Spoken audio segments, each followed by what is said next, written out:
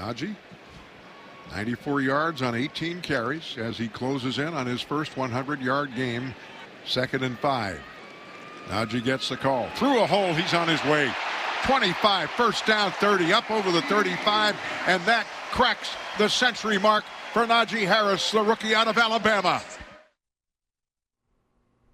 Hi everybody, Missi Matthews. Welcome to the Extra Point presented by Microsoft Surface. Happy Victory Monday, everybody. The Steelers beating the Broncos, snapping their 3-game losing streak, 27-19 at Heinz Field on Sunday. Let's break it all down and talk about it. Joining me today on our show, Bob Labriola of Steelers.com and Steelers Digest. Former Steelers quarterback Charlie Batch. You can hear him on the DV postgame show as well. And we have Matt Williamson of Steelers Nation Radio. All right, Labs, as I said, it is a happy day in Steelers Nation. And here I am at the UPMC Rooney Sports Complex. So fill in the blank for me. The Steelers win over the Broncos was necessary. I mean, usually when you're talking about team sports, you know, and the significance of wins or losses, you're usually referring to, you know, playoff positioning, clinching playoffs, being eliminated from the playoffs. But this is not that kind of situation. We're not that far along into this regular season. But, you know, players and coaches, even at the NFL, are people. And I believe that, you know, it's a hard job for them. It's a 7-day-a-week job for them. They're working hard. And so I just think that every now and then, you know, you need a little positive reinforcement that the work that you're doing is paying off, that the work that you're doing is the right kind of work.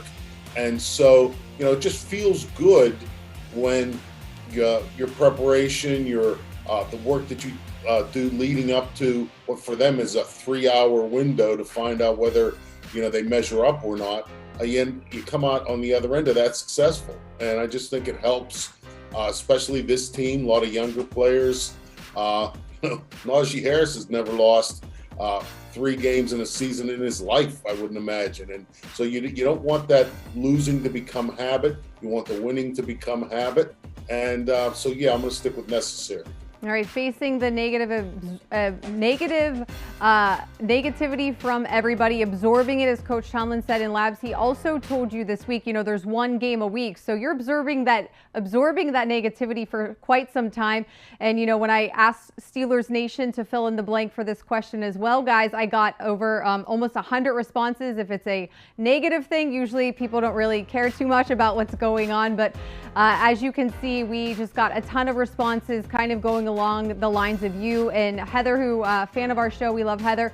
She said that it sounded like Heinz Field was rocking. And Charlie, I heard you on the postgame show. It most certainly was. And it was good to hear. TJ Watt talked about it after the game, that they were able to feed off of the crowd, keeping that intensity. So Charlie, you can fill in the blank for me now. The Steelers win over the Broncos was a must. And I say that because this was the closest of the must win that you have. And I took it to the player's perspective, or at least from a player's perspective, because anytime you're chasing just to get to 500, man, that is tough. And get this game here against the Broncos coming home. Yes, they were 1-3, but you haven't had a chance to right the ship. You get to 2-3. Now here you are preparing for the Seahawks. And then you have the bye immediately after. So if they can get to 500, they can feel good about themselves at the 6-game mark. So that's why I looked at this as a must-win game. The Steelers were able to prevail, and they were able to do that. And you mentioned about the fans. They were unbelievable in Heinz Field. Just look at the first play of the defensive series.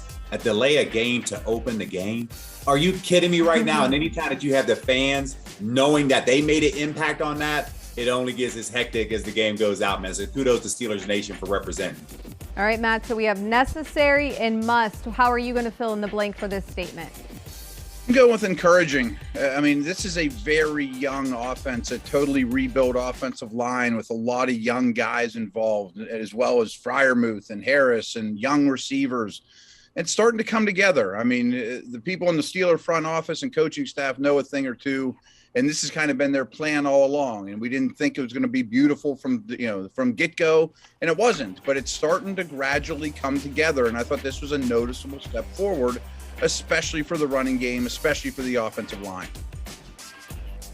All right, before we're going to take a quick break, let's take a look at some more of the fan reaction to our statement. Steelers Nation happy to fill in the blank for the Steelers win over the Broncos. Coming up, we're going to talk about the Steelers offense, the run game, The O-line gelling. Here's a little bit from Ben Roethlisberger. We'll be right back. Today it felt really comfortable. I felt like I could sit back there and slide and go to second, third reads at times. So, like I said, I'm proud of the way the guys played and fought today. We challenged the line this week to be better in the pass game, be better in the run game, and honestly, I thought they answered the challenge, in my opinion.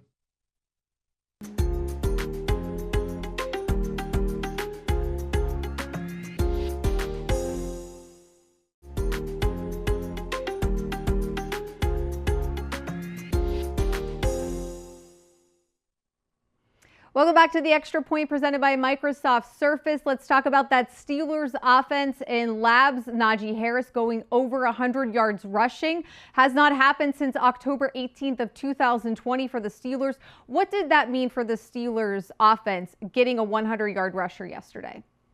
Well, I think it's important. We were talking about confidence, building confidence, showing positive results for your work throughout the week. And so, this offensive line is young. Najee Harris is a young player. And, you want to experience some success.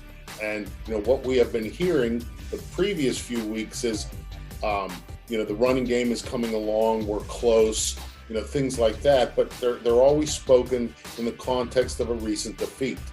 And so I just thought it was important psychologically, maybe more than anything else, for them to have success, see the results of their labors turn out to be successful, and then being able to talk about it or discuss it in the contents of a win. Charlie, we heard Ben Roethlisberger say he felt comfortable yesterday. He felt like he had time. Is this what Matt Canada's offense is supposed to look like?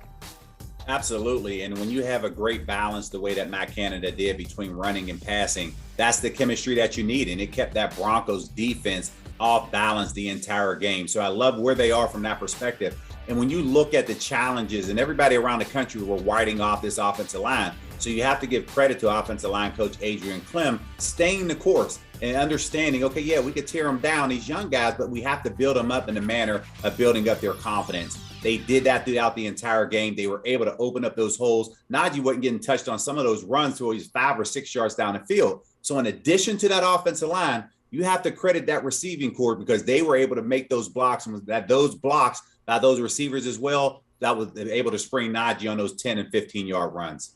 Charlie, you know Ben so well. He was animated, very vocal when he was announced coming out of the tunnel. Deontay's touchdown, he ran down to the end zone to, say congratulations. Did you see a little extra from number 7 yesterday in terms of really rallying this team and helping them get through this game? Absolutely. And anytime, you hear players say we block out the noise, listen, we're all human. We hear some of those talks that are happening at that point. And Ben felt that. And he didn't necessarily have to hear it, but he knew that from his personal play. He wanted to go out here and as the leader of this team, set the tone, set the energy. And on that first drive, throwing that touchdown pass to Deontay Johnson, man, that was beautiful. And you saw the emotions that were happening off of that. And the entire team fed off of it. So it was good to see that happening. And I love the fact that when Ben says, listen, I feel comfortable in that pocket, that lets me know those guys weren't getting to him in the manner that they were in the previous 4 weeks. I think it was only 2 quarterback hits, if I'm not mistaken. So the offensive line kept them clean pretty much the entire game. Matt, Missy, go ahead, Labs.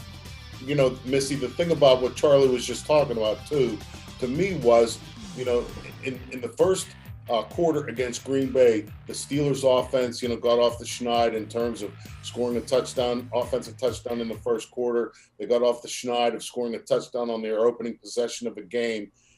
That was once. Now you do it again at Heinz Field. Now it's 2 in a row. Now it's a trend. And I think you can really build on the confidence level of some individuals as well as the unit as a whole when you start doing things over and over again. And so to me, the way the game started against the Broncos in the sense that it started the same way that it had against the Packers, I just think that that's really something that this group can build on. Matt, specifically talking about the offensive line, Najee Harris praised them for their performance after the game yesterday. What did you see from that unit, and are they taking the next step forward? One thing I saw, just watching the TV copy and watching it a second time, very few mental errors. I mean, early in the season, sometimes you'd see double teams and they both go to the second level and let the first guy go, or stunts and twists and blitzes, and they're kind of looking at each other like, I thought you had him, you know? So I think they're all getting more comfortable with one another, and the continuity in an offensive line, as everyone knows, is extremely important. I also thought they were just flat out physical. I mean, they came off the ball lower, better pad level than we saw earlier in the season, and they're coming off the ball pretty straight ahead type of runs, and that suits this group really well. And when you look at, even to that point, I think when you look back just off of Chuks Okafor, I thought he was as solid as can be. And he did get called for a couple of false start penalties, which people were calling that. And I'm like, wait a minute. On the flip side, their right tackle or left tackle always is false start when TJ Watt is on that side. So I think that's an even wash from that perspective, because you had two of the top pass rushers on the field at Heinz Field. And man, it's a tough challenge for that offensive line. But I really thought Chuks Okafor held his own, and he deserves his flowers today. So let me ask you this, Charlie. What worked so well to basically eliminate Von Miller from being what Von Miller has been through the first 4 games heading into this matchup yesterday? Well, at first, I don't think they played as talented a team as Steelers are. I know records indicate otherwise, but I think the talent level just wasn't there. But also, you have to have a body presence because of who Von Miller was. But you can't do that the entire game. And at some point, you have to line him up one-on-one. So he was able to do that. But the caveat to that is Ben Roethlisberger was able to use his snap count to keep Von Miller off balance. And you can do that at Heinz Field when you're playing at home, when you know communication is not an issue. Right, guys, I want to mention one other player, and that's Zach Gentry. I mean, Zach Gentry was really important in this game. I mean, he's demanding more snaps. He might not be the most dynamic receiver, but he's definitely the best blocking tight end. Now Juju's going to miss some time, and those 3 tight ends are all going to see a lot of action, and that's been a big part of it. I mean, Charlie mentioned before, the receivers are blocking in the run game. Well, Gentry really needs to get mentioned. He's been very useful. No, great point, Matt. Missi, and went to that point, this is where you see it. Anytime the coordinator calls your number in the manner that they call the tight end screen, that lets you know you're working your way up the depth chart. Well, and all 3 tight ends yesterday, Gentry, Freiermuth, and Ebron had first down catches. So, you know, things were really clicking. And as, you know, Labs and Charlie have already alluded to, the confidence in keeping things going. Hopefully that carries into Sunday night against the Seattle Seahawks. But we are going to take one more quick break here on the Extra Point presented by Microsoft Surface. When we return, got to talk about that Steelers defense and their performance on Sunday. We'll be right back.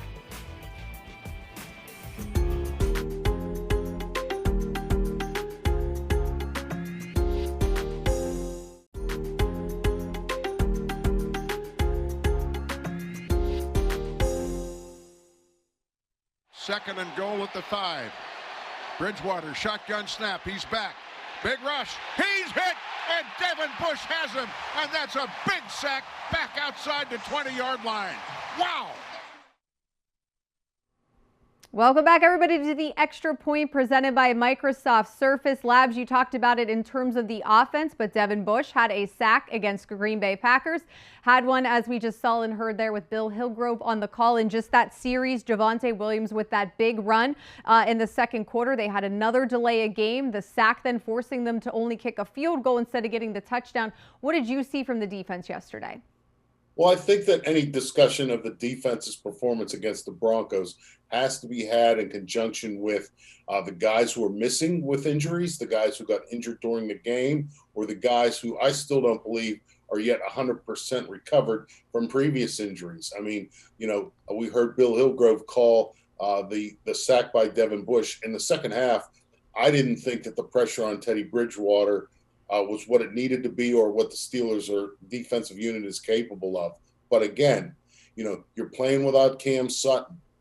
You lose Devin Bush during the game. I don't think you want to do a lot of blitzing because you put a lot of pressure then on your back end. You know, you're playing with James Pierre, and Trey Norwood was out there a decent amount. I think you want to keep a lid on some things. And so I don't think you want to commit too much to blitzing. You're trying to depend on your guys to get there with 4. And, you know, I don't believe TJ Watt and or Alex Highsmith are 100% yet. We didn't see a lot of pressure from them in the second half. They both had to play a lot of snaps because the Broncos had the ball a lot in the second half. And, you know, I think that it was just trying to hold on, and they were able to do that. And I think going back, the offense deserves some credit as well for being able to run the ball fairly consistently throughout the game, shorten the length of the game. Labs, in your column on Steelers.com, you mentioned the exhaustion, of Cam Hayward after the game. TJ Watt, just those guys you could tell needed to take a minute to breathe before they could head back to the Steelers locker room. But Charlie, stopping the run, they have a two-headed monster. Coach talked about it. Cam, everybody talked about it throughout the week. How did the Steelers do in terms of shutting that down and only giving up that one big splash play in terms of the run game? Yeah, that was it. And that's always when you look at, a way to get better. People will point at that run and say, hey, we can't give up that particular run. But they did bounce back and was able to come up with that huge sack. And if you look on that play, Devin Bush, he was rushing, and you saw the running back trying to figure out who he had to block. He was he was confused, wasn't able to get off his block. Devin Bush made that tackle. But if you watch on that play, if Teddy Bridgewater is able to have protection, tight end is leaking, he'll be wide open on the left side of the end zone. So kudos for the Steelers for applying pressure. So when I look at what happens in that second half, generally when you have a lead the way that the Steelers do, it's almost like, okay, offensively, you're going to run the football, bleed the clock. Defensively, you get complacent because you're saying, just don't give up the big run, the big touchdown. Or, hey, if you make the tackle, let's at least allow them to figure out how they bleed the clock, or at least put a lengthy drive together if they do score. The Steelers weren't able to do that in that fourth quarter, but so they need to continue to put pressure the same way they did in the first three quarters, so they don't have to now be a nail biter at the end of the game. Matt, we had a chance to see all three outside linebackers, TJ Watt, Alex Highsmith, and Melvin Ingram, on the field at the same time. What did you make of that new twist that they added this week? Yeah, I've been kind of begging for it since they signed Ingram, to be honest with you, because he did a lot of that with the Chargers. And he would even put his hand in the dirt at times and play a true three technique over the outside shoulder of the guard. And part of it, I think, has been derived kind of by necessity because, man, Cam Hayward is doing unbelievable work. And frankly, too much is asked of him right this minute. The interior D line, they're kind of playing with Cam and the Pips. It's just a bunch of other guys. They need someone else there. So they're manufacturing it a little bit with Ingram, which I think is a great idea. It makes a lot of sense.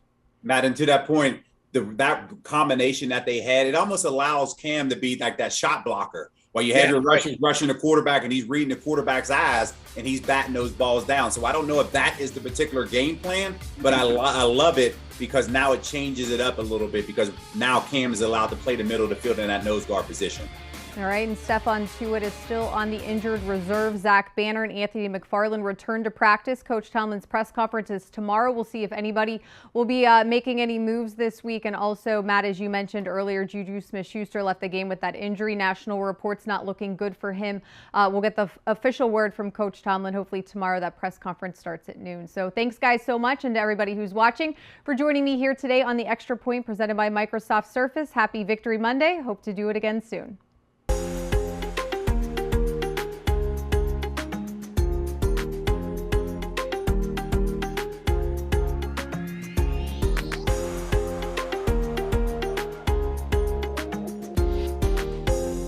What's up, Steelers Nation? It's TJ Watt. Welcome to the Pittsburgh Steelers official YouTube channel. Make sure you subscribe to our channel to stay up to date on everything going on in the Steel City. Thank you for being the best fans in football. Here we go.